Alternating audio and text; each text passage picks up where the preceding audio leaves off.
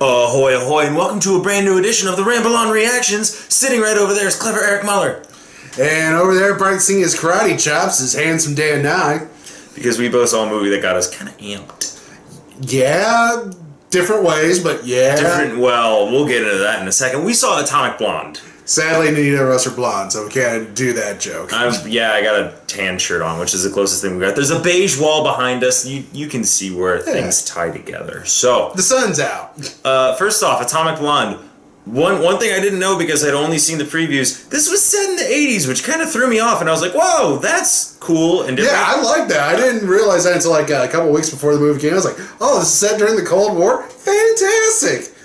Period piece, if you will. Give me some good world building there. Yeah, it was great world building. Because you see in the trailers, like, where she's, like, putting on the wire to be, it's like, why don't you just set your cell phone to record? There it is! Oh, that's why. So, Charlize Theron is an undercover spy doing Lord knows how many different missions for how many different people, being the spy as you are, and she gets sent right into the middle of Berlin, just like as the Cold War is coming to an end, and I'm really surprised. David Hasselhoff has just arrived in Berlin. Exactly. So I was kind of sad he didn't make a cameo in this one. That would you would have had to de-age him because it's been They did it for Guardians. They de-aged him? Yeah. Oh, I wasn't paying that close of attention. Clearly, you don't know the Hoff. No, I don't know the Hoff. Unashamedly. Anyway. So she shows up, and then her contact there is James McAvoy, and he's the Berlin agent, and action ensues. Action ensues. There's an escort mission because they have to get the MacGuffin out of Berlin. Yes. Long story short. Yes, the good old MacGuffin in this film, and then it's directed by one of the directors of John Wick and David Leitch. Yep, and soon to be Deadpool 2. Soon to be Deadpool 2.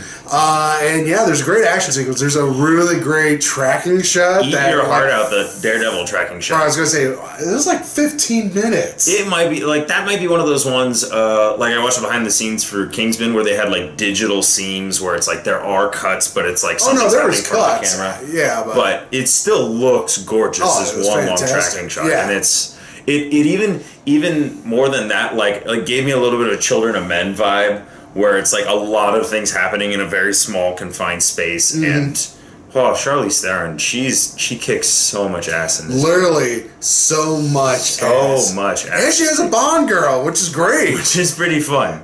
Like, she insisted on that relationship. She is a producer, so she can do that in this film. Good for her. Good way to, flex that producer muscle. And she was quoted as saying, because there were a lot of Bond comparisons to this, be like, "Oh no, we're not under the covers." Oh my. We'll gloss over that part to keep this rating PG-13 for this video. But yeah, it was. Yeah. There's that. There's James McAvoy. You had a great supporting cast: Toby Jones, John Goodman. I can't remember Till. He's got a very German last name. The watchmaker. I know what you're talking about. I don't know. He was in Inglourious Basterds. Till something. I want to say Schweiger, but I could be wrong with his last name. But yeah, great supporting cast.